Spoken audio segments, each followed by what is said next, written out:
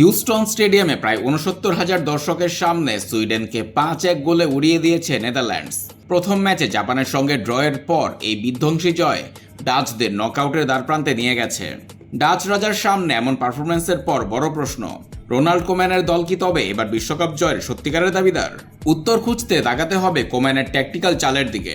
সামারভিলকে বেঞ্চে রেখে তিনি একাদশে আনেন ২৪ বছর বয়সী স্ট্রাইকার ব্রায়ান ব্রবিকে। কোম্যানের এই জুয়া কাজে লাগে ম্যাচের শুরুতেই। ৫ ও ১৭ মিনিটে জোড়া গোল করে সুইডেনকে ম্যাচ থেকে ছিটকে দেন ব্রবি।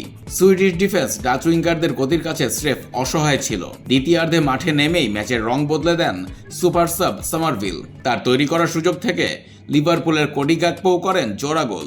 সুইডেন একটি গোল শোধ করলেও ৮৯ মিনিটে সামারভিল নিজেই শেষ গোলটি করে ৫-১ ব্যবধান নিশ্চিত করেন।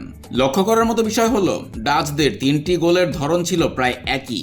ডান প্রান্ত থেকে ডামফ্রিসের নিচু ক্রস এবং বক্সে নিখুঁত ফিনিশিং। এই ডাচ দলের সবচেয়ে বড় শক্তি তাদের আক্রমণ ভাগের গভীরতা। ব্রবি, গ্যাকপো, সামারভিল বা ডিপাই সবাই গোল করতে ও করাতে দক্ষ। তবে একটা বড় জয় দেখেই ডাচদের একক ফেভারিট বলাটা তাড়াহুড়ো হবে। প্রথম ম্যাচে জাপানের বিরুদ্ধে এবং এই ম্যাচেও কিছু সময়ের জন্য ডাচ ডিফেন্সে বড় ফাঁকফোকর দেখা গেছে। নকআউটের ম্যাচে শক্তিশালী প্রতিপক্ষ এই ভুলের চড়া মাশুল আদায় করতে পারে। গ্রুপ এফ এ ৪ পয়েন্ট নিয়ে নেদারল্যান্ডস এখন শীর্ষে। কোম্যানের আসল পরীক্ষা হবে নকআউটে। ফেভারিট হওয়া আর বিপজ্জনক প্রতিপক্ষ হওয়ার মধ্যে একটা সূক্ষ্ম ফারাক আছে। ডাচদের ডিফেন্স এখনও নিখুঁত না হলেও তাদের এই ডেডলি অ্যাটাকিং লাইনের কারণে নকআউট পর্বে কোনো বড় দলই এখন ডাচদের মুখোমুখি হতে চাইবে না। প্রতি সপ্তাহে সর্বোচ্চবার বিকাশ পেমেন্টে ৫০ জন হবেন পেমেন্ট চ্যাম্পিয়ন। জিতে নিন টিভি সহ আকর্ষণীয় সব প্রাইজ।